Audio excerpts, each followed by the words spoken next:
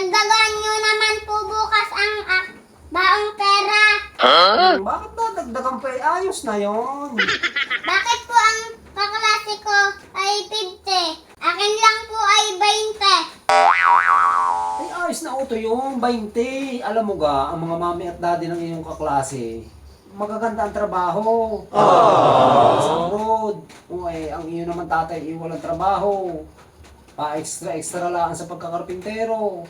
Ayos na yun. Minsan niya hindi mo pa nauubos ang 20. Hindi na ihulog ka pa sa alkansya na 10. O lagi mo kang hinuhulugan ng iyong alkansya, ang baboy. Opo.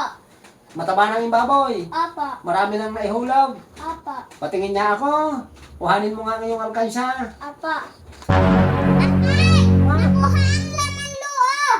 Ah, hindi ako. Baka ang iyong ina.